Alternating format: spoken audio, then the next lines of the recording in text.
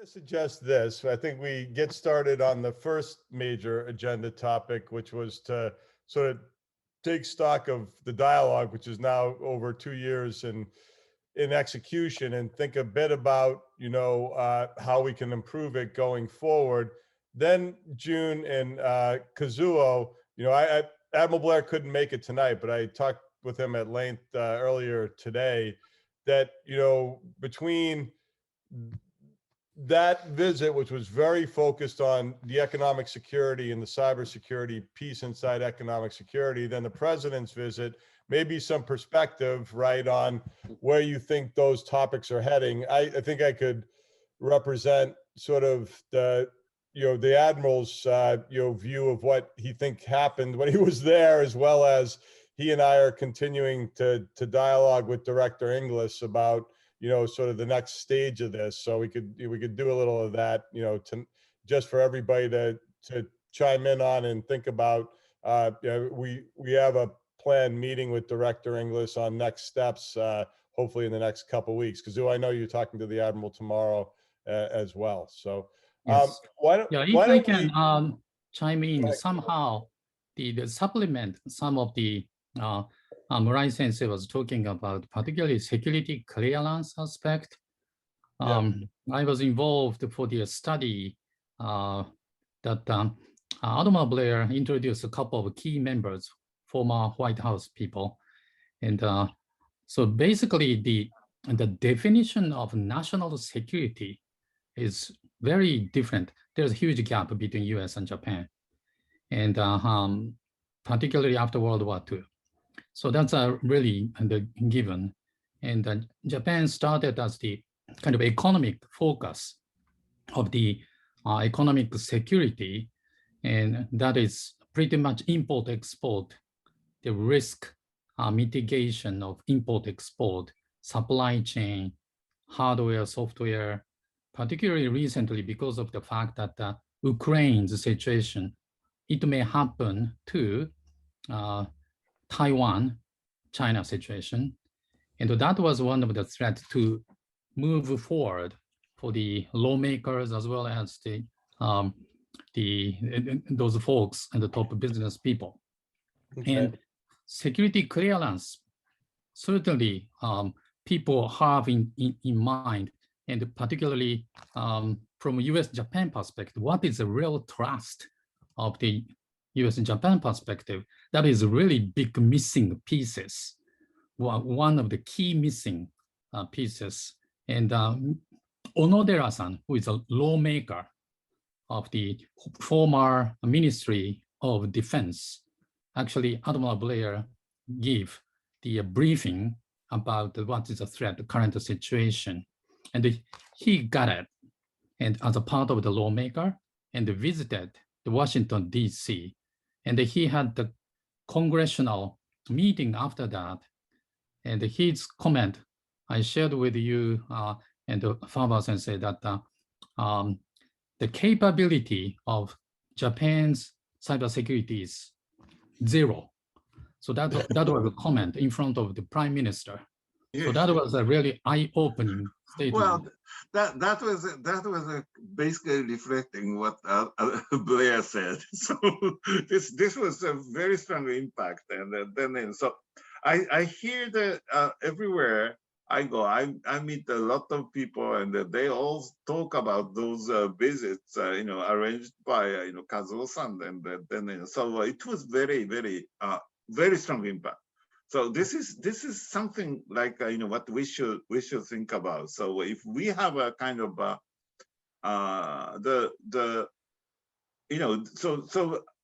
Blair. Dennis was doing the with the help from Kazuo-san, and then so certain set of papers, basically they're consistent to every part of the government, right? I mean, everywhere he goes, then it's a kind of consistent message. Therefore, they kind of shared after that among them.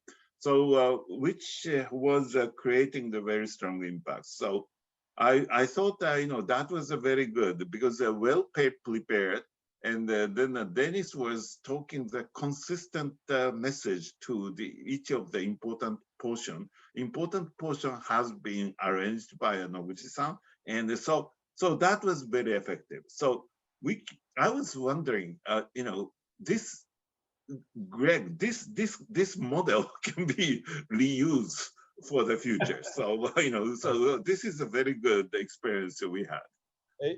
In a thought would be that I think what the Admiral and I had talked about earlier today, and in Kazuo, I'm sure he'll say the same to you tomorrow, is to talk with Chris Inglis and potentially, you know, we have a new cyber ambassador, head of the new Bureau for Cyber in the State Department. So, you know, try to get, you know, a view as to the next U.S. government official that comes over, and maybe do a similar sort of set of conversations for that person there. You know, our sense is that, you know, the talking points will be similar to what Admiral Blair, you know, gave, because we had actually talked with Director Inglis's staff before the Admiral went, and they knew what the Admiral's talking points were going to be.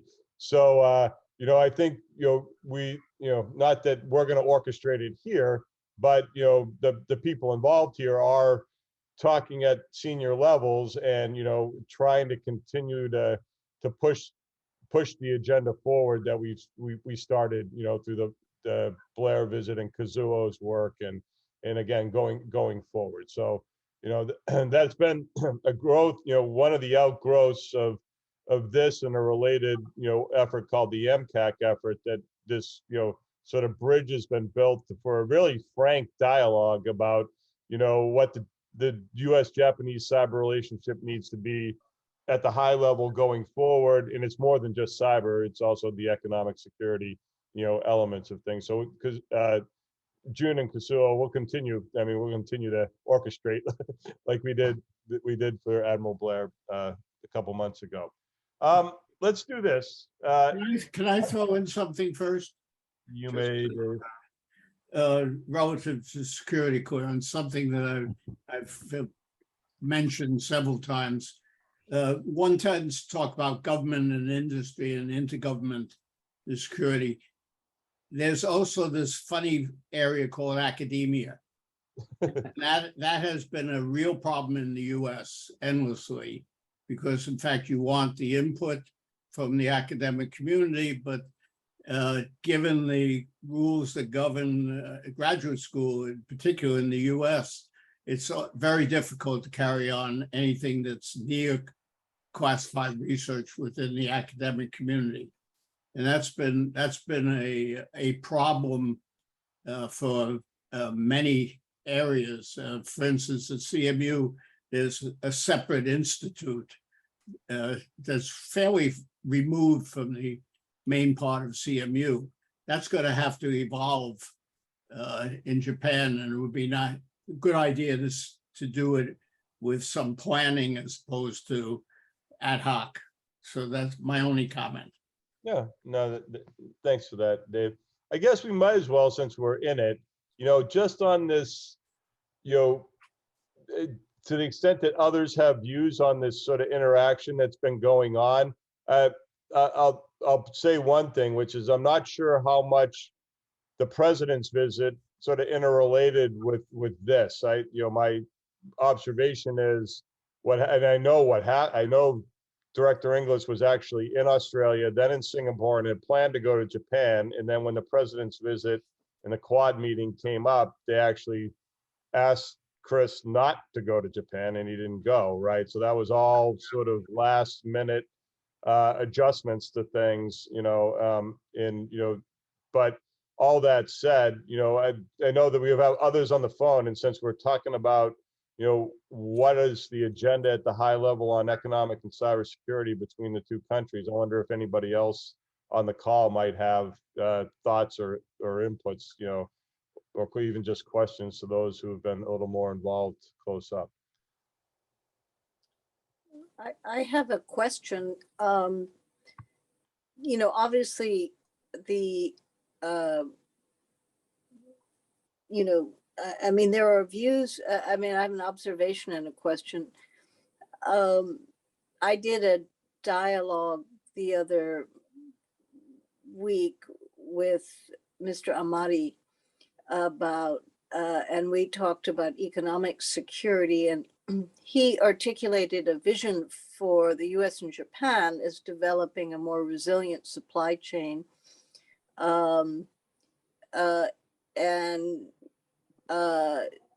It also imagined, you know, trying to keep a lot more technology at home and innovation at home in the face of a China threat. That was very much a message.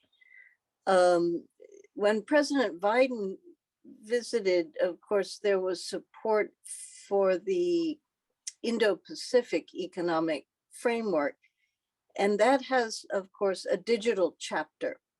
And I think it's not clear what will be in that digital chapter, but one of the questions I left with is how much, you know, other digital chapters now in trade agreements often reference expanded cyber cooperation.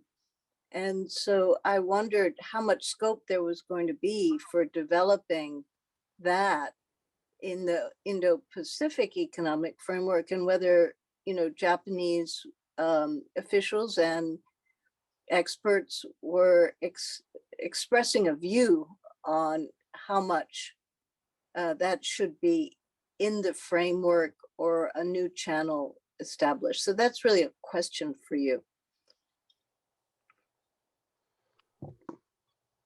Yeah, I don't know that, you know, like any of the Japanese, you know, that I think the question is to the Japanese, but like, Marit, I have a thought about it after we give June and Kazuo and others a chance to opine. Okay. Yes, I just talked with Madison last week as well, and then so the FOIP things or the Quad subject, which is you know, free and open Indo-Pacific thing, is basically my understanding is that you know, it's a lot of kind of a list of items, issues, but each of them are not well coordinated or they're well discussed yet. And but some of them did, you know, kind of some of the progress inside the government structure in the discussion as well. Something like a DFFT type of a thing. So Japan's government is bringing the DFFT. It's basically the proposal, basically focusing on a kind of a supply chain and the data format, and then so what kind of a data to be you know, exchanged type of thing and shared. So internally and externally, that kind of data control arrangement, the government data, personal data, and the cloud use type of things have been very much in progress inside the Japanese government. Therefore, the idea is that they're bringing that kind of preparedness onto the agenda of the like a FOIP with a DFFT. That is so something we do have a, you know, kind of a progress as Japan. And on the other hand, then of course, you know, that's going to be leading us again for the, you know, the security clearance and other things, which is a little bit, you know, it's a tackled, it's a being processed, and but it's not achieved yet, but it's on a good area. So I think you know, like those items, I mean, some is doing the very big progress, and the others are not. And also the when we talked about the economic security and other things, then you know, so we have a minister in charge, who is Kobayashi-san, and but he doesn't have the real team under him yet, and because it's just appointment. And so it's going to be interesting that what's going to be happening after the election. And obviously, we heard something that also the Japanese government is kind of discussing at least and preparing for the new format that for the cybersecurity or the economic security or the security in general. They might gonna work on kind of collecting all the government people and the stronger organization to care about those things. So currently it's fairly the existing played by existing institute, which is making a certain level of silos yet. So as far as I know, answering that kind of question, and I think that's from my view. Other thoughts on this issue, at least if I synopsize it, is, the notion of bringing cybersecurity into trade agreements or frameworks, as part of, these digital chapters. I got a thought, but again, I want to see if others have, thoughts in response to Merit's sort of thought in question. If I may, that was one of the critical questions. Quad started, I believe, is pretty much the national security area, particularly Indo, is critical facing to China. And after that, there are RCEP, which is a very big economic cooperation, including China. And then when it was happening this year, wait a minute, that really trusted, who are the trusted partners in a sense? And then came up to the proposal by Biden administration. When he visited, he proposed, I think the 23rd of May, it's called Indo-Pacific Economic Framework for Partnership. But again, who can be a kind of trusted partner when you see the voting in the cyber crime or some sort in the United Nations? Who are the kind of aligned with still not to bash Russia? Sometimes a very clear line, drawing the line there. But Indo is kind of the ambivalent, particularly the weapons are mostly from Russia, for instance. But how can Japan trust in the Indo-Pacific area is a critical one economically, and from cyber, particularly in Japan, and the EU also shifted to digital in a sense, everything digital, not cyber per se, that area to focus. And by the way, I'm wearing several different hats, but one of the companies that I'm working for, more than 10% of the whole company's profit, which is more than 10 billion, is from China. So that's a significant. We cannot negate that is happening for the particularly global supply chain perspective. It's really deeply built in there. So economic security is one of the really critical one for Japan's economy as well as the security.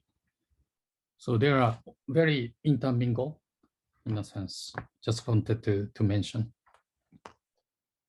Thanks, Kazuo. Others? Well, just a quick thought, Merit, and I'm going to use this as a segue to actually talk a little bit about what the dialogue should focus on and do in the future. But the notion of digital, DFFT and DFFT, and the cyber and dimension of and privacy dimensions of trade agreements has been a topic that, you know, we've worked on in the dialogue, right? Like the notion that there's a digital chapter in trade agreements, and Merit, I'm already outside of my expertise and as I'm not a trade person, but seems like an area, as I've, you know, sort of dipped my foot in the water on this over the last few years with mostly with the people here on this call, is where the Japanese could actually, I think, stake ground and be fairly leading, right? I think the US and the Europeans have a hard time between each other talking about it. I don't think the Americans have a great framework for thinking about how to fit, you know, cybersecurity and digital evolution into trade agreements, and that's going to be very acceptable to the rest of the globe. And there's suspicions around the rest of the globe of our dominance of our platforms. So I think, you know, if we could work with the Japanese to have the Japanese lead in some of these forums, I think they're actually, we may be able to make more progress multilaterally and globally. Just a thought, and again, I'm not a trade expert, and Merit, I'd be kind of interested in your views of whether that's a reasonable thought pattern on this. But I have observed in sort of in a laudatory way, the Japanese are becoming more willing to be leaders in these forums and stake their own positions, which I think is an advantage actually for the United States in the current geopolitical environment. Merit, assuming, I know she might have had to. Yep. I have a comment on that if it's useful. I think it's a useful starting point. You know, the CPTPP that Japan has really got over the finish line, you know, has some important digital features to it in terms of digital economy and data governance and, you know, prohibition on data localization and so forth. The US Mexico-Canada agreement goes further on digital. And it just has a sort of informal reference to consultations on cyber. The Australia-Singapore digital economy agreement is not a trade agreement, but it's trying to go further around digital standards and so forth. So I think there are things happening in the region on digital trade and digital economy that are actually moving, and Japan is not as involved with those as it could be, I think, and I do think this new Indo-Pacific economic framework is envisioning a digital chapter. And there is some discussion whether it should be there or it should be a standalone chapter and go further. So I think there's actually quite a significant dialogue developing in the world around this, where if the US and Japan could get more closely aligned, it could have very far-reaching consequences. So I'm agreeing with you, Greg, but I would just say that, you know, there are different parts of the world that are not sitting still, that are moving forward. And so I think there is actually a little bit of both opportunity and even urgency around this. So I think now the extent to which it incorporates national security elements, or could, is going to be controversial. You know, for others. But I think it would have more traction with the US and Japan. So I think, you know, personally, I think it would be very constructive if we could see how far we could go bilaterally. Right. So one of the, go ahead. Yeah, one of the, you know, question is maybe to Merit and the others in this call might be the, you know, sometimes the structure we were, you know, in Japan, the cybersecurity, who's going to be, you know, taking care of which part type of things, and we do have a, you know, kind of a civil laws in a different institute, the different agencies. The one of the confusion, like kind of impacted by the, for example, impacted by the Dennis visiting everybody and then talking about the cybersecurity. I mean, this is a subject about cybersecurity, and then also the it's one discussion is about kind of national security things, right? And another one is digital economics, and so sometimes they are confused inside the government structure, and is there any idea or the suggestion that how the relationship, especially in the U.S.-Japan relationship, and then so the coordinating inside Japan for the kind of those targeted on those two economics in the digital and the cybersecurity and the national security type of area. Any suggestions, advice? Others? I don't want to.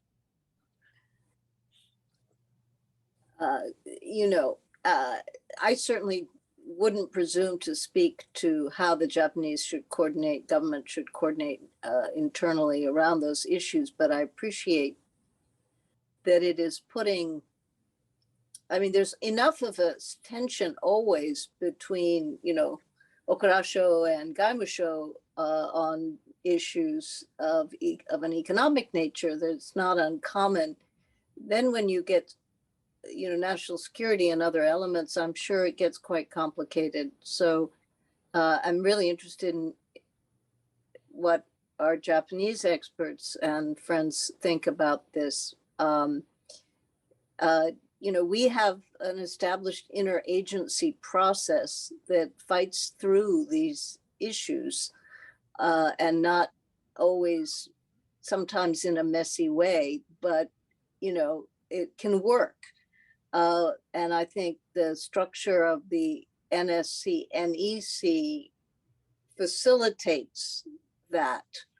I guess my question to you is whether, where would be the corresponding body in Japan? Would it be the Prime Minister's office? I would think, from the outside, one might think that would be a place that could help this kind of process. I'm curious if you think that's the case. Yeah, that's a very, very important question. And we know that who should be taken care of, but also from the past role of that the Prime Minister's office, NSC type of function, but the previously very much focusing on the national security and for the basically for the defense, foreign affairs, and that kind of a model. So it's very difficult to put that kind of a digital space, cyberspace wisdom into them. So probably that's one of the way which is one way of discussing it, and another way is creating a team. Of course, including the Prime Minister's office, and then the carefully connecting the existing functions in various ways. That's another way of approaches. So we do have a very serious discussion and spending a lot of time almost every day to discuss about that. But it's not that easy. But then from the other point, we do have that kind of pairing points. But probably we might be missing on a kind of the sharing that kind of wisdom and to the proper agencies and to work properly immediately. I mean, dynamically type of thing that might be lacking. So I think we are close in terms of kind of defining such a kind of a structure inside the Japanese government. Can I, just a random thought, if I understand the Japanese government structure correctly, I'm not an expert on that, that it's closer to the UK's governmental structure than it is to the US structure. And so it may also be educational to look at how the UK is solving some of these problems, because its agencies, its ministries are highly competitive. And again, the Prime Minister is not the CEO in any sense of the real sense of the word, as the president is. So I wouldn't just focus on the US, but focus on other governmental structures that had to face these problems. Yeah, that's a great comment, I believe. And then, so frankly, this was on the table on the agenda when we are talking about the cybersecurity in this government thing. And then so the government headquarters in the UK type is basically derived from the the foreign affairs type of action in the but the US is too strong in a kind of a defense decision, and it's a very kind of I heard that the US is a kind of easily kind of establishing a new format led by the kind of defense reasons. So that those two the entity, two countries having kind of different things, and then so exactly as Dave mentioned, then so which of course both, but we would learn and study might be a very big issue from studying both of structure and think about Japan. So that's on the agenda, and we've been repeatedly discussing about that. But frankly, today's situation is more to the US watching. So yeah, that's been discussed, and I think that's a very important point. Thank you. I have one thought, following up what Greg was saying and Merritt. We do have now, almost going on 3 years, this US-Japan Digital Free Trade Agreement, as well as the USMCA and TPP, and they all have these provisions in them. And it might be useful to have a program at some point to actually look at, have they made any difference? What implementation has gone forward? What more can we do under the existing agreements? Because I assume if there's a digital chapter in IPEF, it's going to look like some cut and paste of some provisions from those agreements is kind of going to be the starting point and the baseline. And maybe it's even harder because you have a much larger group of countries, or you have different countries involved. But that might be of interest, just to do that as a program, if we have people who've been involved in implementing the agreements or in the different sub areas who could participate. Yeah. Go ahead. I'm sorry. Sorry, who's speaking up? Is that you, June, or no? No, Paul is raising a hand. Yeah. Okay. Yeah, I just wanted to have a comment about, I think the difficulty about finding a right match with the right ministerial and department counterpart is really difficult, because I think on the US side, when it comes to security, of course, the Department of Defense is the lead for a lot of like defense and national security issues. And then if you look at the counterpart to DOD, it's MOD. And so MOD doesn't have the same bureaucratic muscle that some of the other ministries would have. Yeah. So then when you also have a ministry like METI, of course, you have all the strategic thinkers there, but then they also have roles like commerce and USTR, Department of Energy. I mean, just across the board with, trade, et cetera.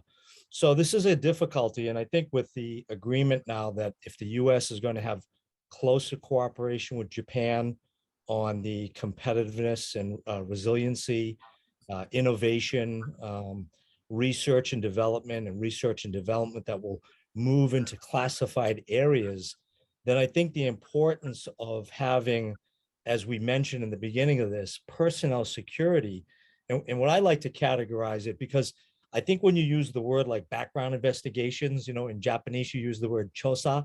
So everybody gets nervous because, it's like a criminal investigation. Somebody did something wrong. So I think what we try to do when we were working with our counterparts is talk about suitability screening, because suitability screening means you want to have your most trusted personnel. And it's like the zero trust framework we have in cybersecurity, right?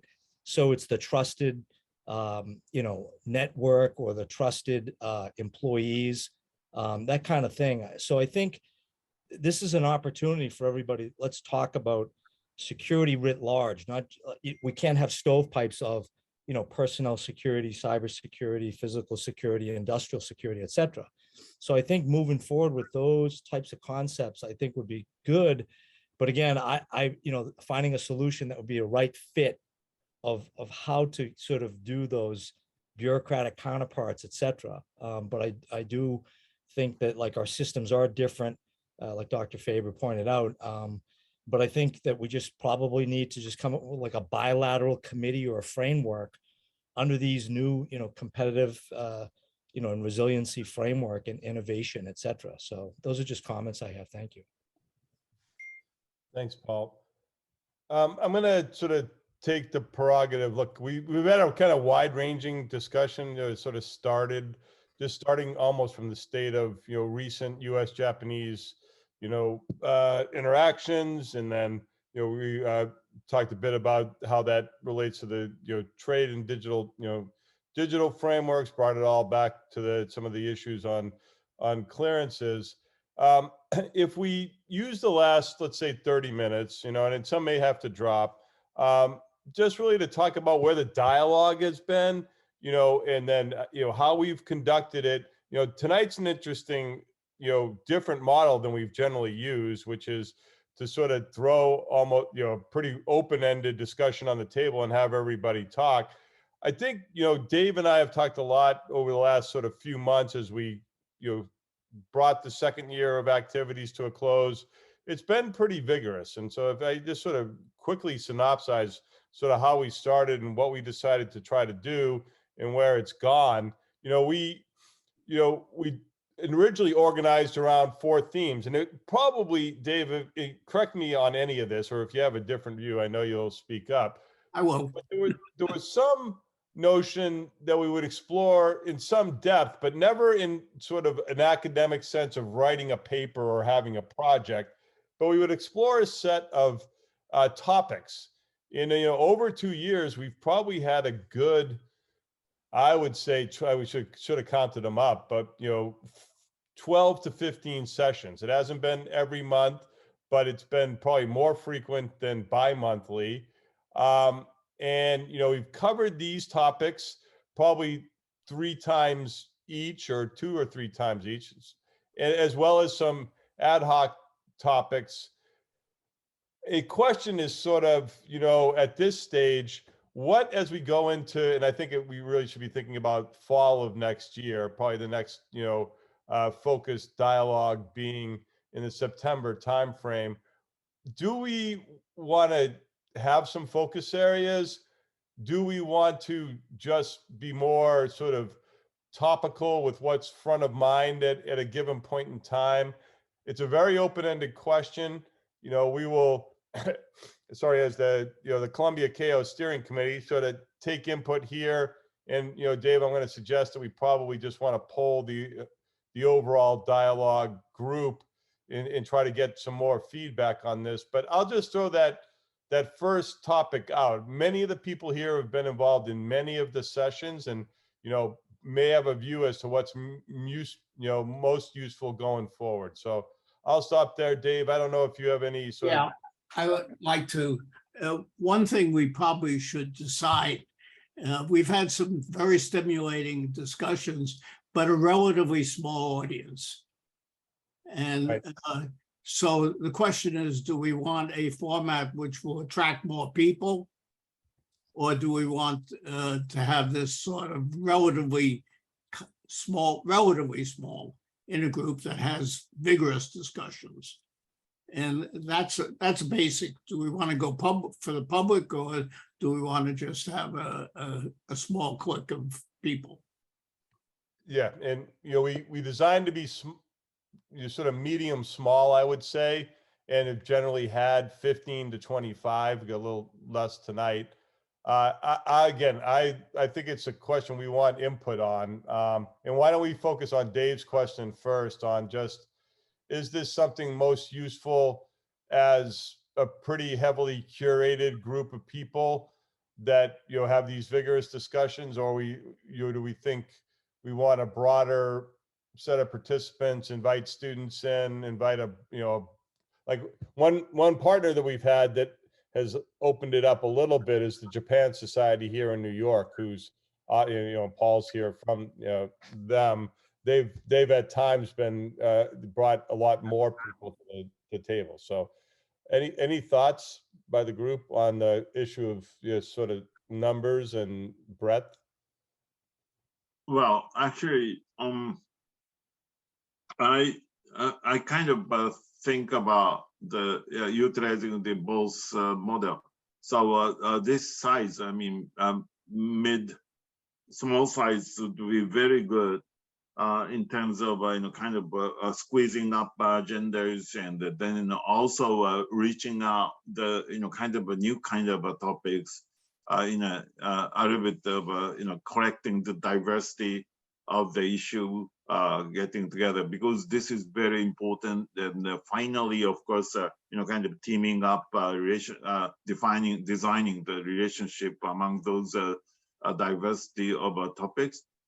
That's also important from the government point of view, as an academic point of view as well.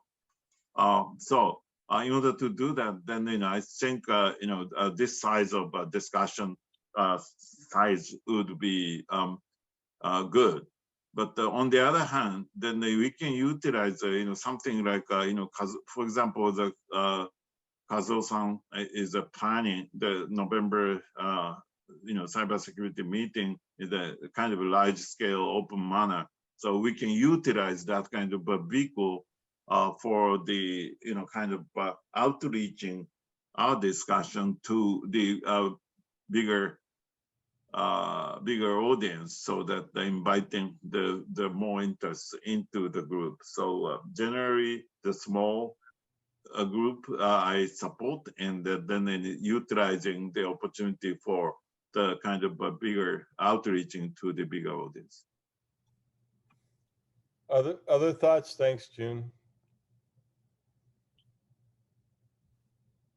But notice that the thing that makes the small group work is that we don't have any keynote talks, etc. That there's a motivation, just more like Monday night than the some of our sessions have been set speeches. And I think they have not tended to attract outside people. And one question is what our aim is. And as Jun said, there are probably two aims. One is to discuss the issues in depth in a small group of people, but then to transmit the results of that out to not the general public, but the key people in governments and industry in both countries. Yeah, again, I'm going to hold back for a moment. Other people, Jay, you've been involved in this from its beginning. I don't know if you've got thoughts. Again, June sort of suggested a hybrid model. Any This is Lynn. I like the hybrid model in the sense that there are plenty of seminars, symposium, webinars you can go to that are just large and impersonal in general. And having the smaller group, I think, does add something special. But I also emphatically agree with the idea to get the ideas out. And I guess where I don't know yet is what the coupling mechanism in there is, to how you would, who would your audience be for disseminating with the broader audience? And would you want to do it under some kind of Chatham House rules or something to protect the freedom of discussion within the smaller group? Yeah, Lynn, appreciate that. I mean, you know, just on the point of the transmission mechanism from the small group to sort of influence in the policy realm, I think we've actually done pretty well given the nature, you know, because of the people we have in the small group, right? Like there have been, you know, things that we've discussed in this group that we know have been, you know, transmitted to both governments, you know, through the participation of some of the members here. I actually kind of comfortable with the way that works in the ability of the people here to bring this in. It's definitely not structured and it's not formal either, but you know, we could also work on other transmission mechanisms if people have ideas, but I'll stop there. Yeah, and for me, hi everyone, it's Jay. You know, I think of the in between, right? I mean, I do like the hybrid, but when I think of, okay, who's that? You know, that's almost in the same circle, but just maybe, you know, just a little bit further out, right? We've tried a couple of times to bring in the Japanese government students that are at SIPA, right? Merritt knows better than me. We've got a lot of government of Japanese students who are all incredibly, you know, really, really talented. Right? Usually the best memos that I have written for me in a given semester are written by the Japanese government students. So, you know, but there's not so many of them that are involved in cyber, right? So that gives us some numbers that are still close in. You know, I think we can push a little bit for, you know, a few more of the government folks, you know, maybe not, you know, we've done great at the senior level of formers, but maybe a little bit in a few more people that are currently in those roles. Right? Sometimes I've had Brian Peretti. I'd like to see a little bit more from state, a little bit more from CISA. So not, you know, really expanding it out, but I think we can consistently keep the quality high without getting the numbers too big. Thanks, Jay. I'm going to bring in a related issue, which is the issue of, it's all in English, and you know, June and Dave and I have talked about, and Kazuo probably have talked about this a number of times over the last couple years. You know, I believe, and this is Greg's view, that we are, you know, limiting ourselves substantially because the dialogue is all in English, and we could get more Japanese participation and input if we could figure this out. And I don't know that there's an easy solution because we've talked about it a lot, and you know, I don't know that there's an easy answer there, but I think it's related to the issue of who, you know, how many people and who's in the dialogue. And you know, in some ways, you know, to the Keio team, I sort of throw that on the table one more time about whether we want to try to figure out, you know, whether we could bring in some additional Japanese participation if we created an option that allowed it to be a little more accessible to dominantly, you know, Japanese as a first language, you know, set of people. Yeah, I've been looking with that in mind on a number of areas, to looking to the capabilities, looking in decent automatic translation into Zoom, in particular English to Japanese, Japanese to English, both ways. There doesn't seem to be anything I can find that doesn't involve a lot of money. And that's sort of strange because I think the technology is at a point now where you could do it acceptably in both ways. I would love to be able to do that. It would attract students.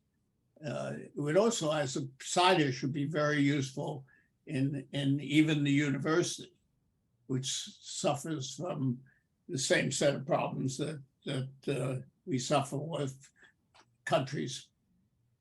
So Right. any suggestions on how to get these facilities are welcome.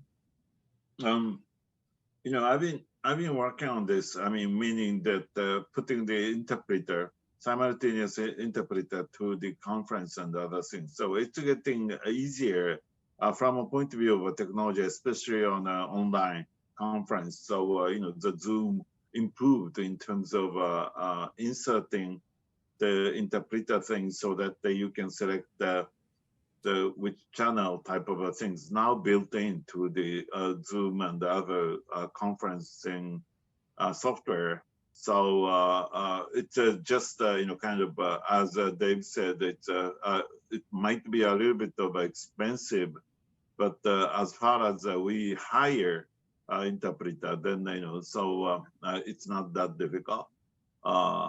Especially with the current advanced additional feature of a conferencing system. Now, so the interpreter can locate anywhere and they can help. So that's maybe slightly reducing the cost to hire them.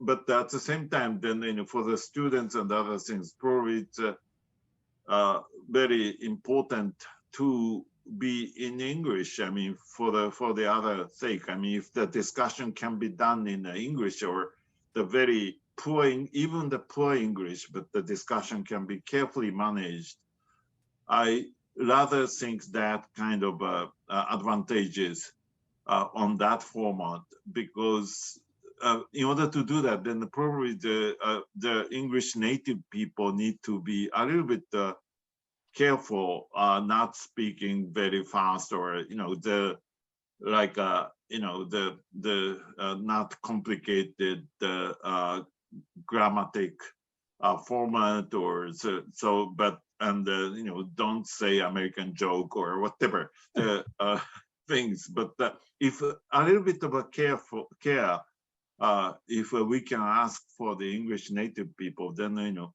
probably I personally believe that's better. But on a certain subject, and especially we want to get that person into the discussion this time, type of a thing, and then or the group of people, and then you know, if we believe that we need the interpreter functions, I'm very happy to you know, kind of spending our budget of this area at the CCRC to support that activity. So it's expensive. I mean, it's not inexpensive, but it's not that expensive. So we can do both. Yeah, give you a data point. We got an estimate for a meeting we're going to be holding next week of about $3,000 for about a 2-hour meeting, which is not outrageous for a two-way live interpreter services. Yeah, that's a normal list price type of a thing. So you know, yeah. Yeah.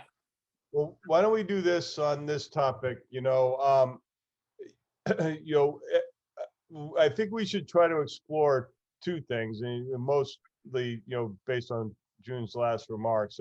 One thing is we probably could just, in an ongoing basis, take the time to remind, you know, if it's going to be all in English, for the English native speakers to just be cognizant of the fact that we're working in a environment with English as a second language, you know, participants, and to try to keep that, you know, just put that front of mind for people, so that the English is, you know, a little slower and a little, you know, more in sort of common terminology and format.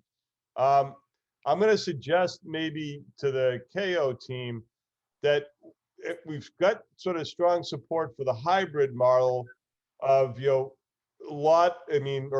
know, both the small focus sessions and larger, more participatory sessions, which actually is kind of how we've been working the last couple of years, where the monthly/bi-monthly sessions are small, relatively small group, and then each, in the fall, Keio leads, and in the spring, Columbia leads, and we've always tried to make those larger format sessions. If people are comfortable, and I think we are going to put these questions out to the overall dialogue members in a structured sort of polling way, we'll probably keep going with that, Dave, June, if you think that works.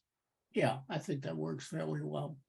And, I would suggest for that note, actually, the dates of the Keio's symposium, if you can mark October, it's not November, October the 10th to 14th. All right. And we'll assume to the Keio team that we'll have we've generally put a higher level, panel together for the dialogue inside of that conference. And I would assume that we would plan to do so again this year. Yeah, the last one, we made a finale session Right. at the end of the end for this dialogue. That was really impactful. That would be a very good model to follow. And we've never had that large session during the formal October conference be simultaneous translation, have we? I don't think Yes. we have. Did We we? do. We do. Okay, all Yes, right, we then do. that's probably the singular session where it's most important, to do so. And maybe this year we could extend that to when we do the Columbia-based one, also, ensure we've got translation. If we could work with the Keio team on that, we could, that large audience, we can hopefully enable it as a bilingual session as well. If we have a kind of proposal, specific session to wear during that 2 days or 3 days period, and then the Kazuo-san, we are still have a room to fit that kind of suggestions into the program, right? Yes, certainly. We are counting on this. But the only thing that we don't know completely is going to be hybrid model or in person or online. Okay. Because of the COVID situation, unknown. In the interest of time, I think we've got good input on size and language. In terms of format, where we've gone with, outside the sort of big sessions where we've had panels, the monthly, bi-monthly sessions have been, 2 speakers, one from Japan, one from the US generally. There's been a little variance in that, but generally 2 speakers, 8 to 10 minutes, trying to get on on either one of the focus topics or on a, topic du jour, to get sort of, we've always hoped for, not opinionated, but, people being willing to express, their views strongly and create a dialogue. And I think in general, that's gone pretty well. There's been few of the sessions that have sort of flagged and ended early. Are we comfortable with that as the continuing format going forward? And there's a suggestion on this paper about maybe allowing people to do a little bit more introductions at the start of this session and maybe a little sort of almost like opening coffee chat type of time frame and then going into the session. So I just wanted to get a couple of these ideas out there and get a sense from the group about whether our current model is working, whether we should modify it at all.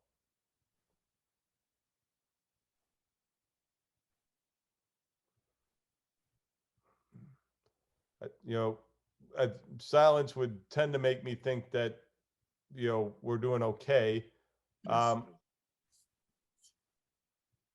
Yeah, I mean, I think it's been it's been effective, right? It can take time, but it's great to hear both sides. It helps us really, I think, kick off the topic. I certainly don't have any better idea. I certainly don't have any better ideas, right? So. Okay.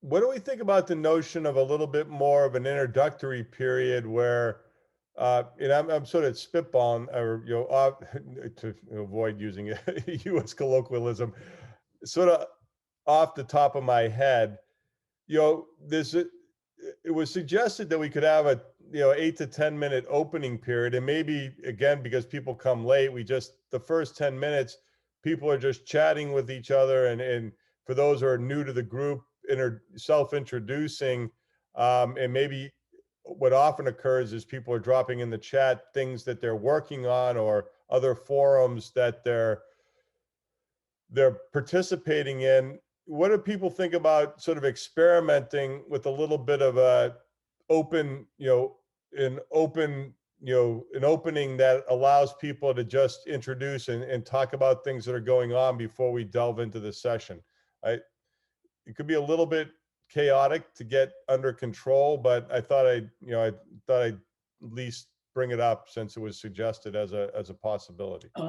Our experience on Monday night thing is that quite often we tend to have about a half hour prior to the quote formal meeting, which is that formal, of just people interacting and random topics, and they're quite often more interesting than the formal session. So yes, I would suggest that a good idea, but maybe structure it as pre-time. Yep. And then the official time starts. And that way people can if they don't want to go through that, they know when to show. Dave, what do you think about, we've been kind of using 75 minutes, as the time, that if we just opened it up, like you suggested, 15 minutes early, and we keep the 75 minutes for the presentations and discussion on the topic, we could, the good thing about this is we can experiment, and if it's not working, we can. That's right. Yeah, I would like to try that experiment. Any other thoughts on that? Good, bad, indifferent? All right, let me just try to do a quick time check here. Yeah, I'm gonna have to buzz off. Yeah, I know you are. The last topic, and Dave, obviously you'll have to go, it's been brought up over time more than once about should we have some sort of social media channel. And I think there's a variety of opinions. One is some of the participants are active users of Twitter. I think that does go a bit contrary to the Chatham House rules and the sort of small group in very deep and wide open, or freedom to discuss element of this, but I'm not going to predetermine the answer. The other one would be to create some sort of group within an application that would be for the dialogue, so that both during the sessions but also independent of the sessions, the conversations could continue. So I know, Dave, you're going to drop here in a moment. I'd have anybody that has opinions on this now to just voice them, and I think we're going to poll all the dialogue members on this. Yeah, let me, since I have to leave, let me throw in something. An uncontrolled social media ends up in chaos. Okay, yeah, I tend to agree with you, but I don't want. Yeah, the only effective way I've ever been able to do that is the way I run my IP list, which is heavily moderated. Namely, I'm the only one to post, but anybody can contribute. And in almost all cases, it's posted. Now, I don't know whether you can do that with the current social media fabric and have a heavily moderated group. I use email, but it would be really nice if you could actually moderate in the social network. So every comment passes through the moderator, which is. Especially if it's going to be broadcast, but other thoughts? Well, what about the Slack? Right. So, right. The alternative to some sort of idea that there'd be a widely broadcast Twitter type channel would be that we created a Slack channel or a WhatsApp group or those sorts of things. My experience has been pretty mixed. Some of those things get some traction and get used. others, don't, but it's pretty low cost to try. Then the question would be like just what channel, whether it would be Slack, WhatsApp, there's other possibilities as well. But any thoughts from other people still hanging in there? Yeah, I'm mixed on it, right? I think if we're not looking to accomplish that much, right? If it's got a hashtag, even if it's got a presence, and it's just the people that are handling social media already on our side, like Via or one of the students or Alessia, and are really just saying, hey, we met, we did these interesting things, right? We're not going to get that many followers, but it gives us a chance to let people know what we're doing, which can help with funders, it can help with others that might be interested in what we're doing. And I don't know if maybe more important than that is just the short piece that Keio and us can put up afterwards and saying, we had the conversation, it was really cool. We talked about, we talked in general terms about this, like 3 paragraphs and done. And I forget if we're actually doing that, because that would actually give us at least a little bit more to talk about. And again, that can help the funders and other stakeholders that we have. Yeah, fair enough, Jay. On the are we doing that? What we're doing is, posting the recordings, but we're not. I don't think we've, in an ongoing structured way, synopsized and posted, right? In any, whether it's a blog on the university site, or a blog post on a university website, or a Twitter post, or other ways. So I think that in a very controlled way, to Dave's point, where basically if we had a handle or a presence, it wouldn't be wide open for everybody in the group to be posting to. It would be, it would be moderated and controlled by probably, like you said, one of the the people helping us execute on this on the Keio and or Columbia side. I think that's something we should pursue. Any other thoughts about whether we should set up a chat channel for the dialogue people? All right, not hearing much in either direction. I think and I think Dave's probably Dave's gone. We do have a pretty active steering committee where Dave and I at times, Kazuo's there, June's participates. We will just sort of, I think I'm going to suggest we take this input, we create sort of a proposed game plan, but throw it to the dialogue participants as a whole for any additional input and for validation. And as we move towards, restarting again in September, that, we've at least tried to, improve how we're doing this as we go into our 3rd year. I'm going to, ask for other sort of thoughts as we come to a close and see if anybody else has any other thinking. Greg, if I can on the chat, right? I mean, it's an interesting idea. It's useful if things are going to get high tempo, right? I mean, I can imagine doing it if, Chris Inglis, if the president is traveling to Japan or the prime minister is here, right? It might really help us to have some way to, to talk about those things in more real time as they're happening. But during the normal, during normal periods, not, or if there's an Asia crisis, right? If there's an Asia crisis that's happening and we want to be chatting more like we have in Europe right now, hopefully nothing as intense as that. Like absolutely, it would be fabulous to have this. That would enable all sorts of really important things that would help our governments and our people.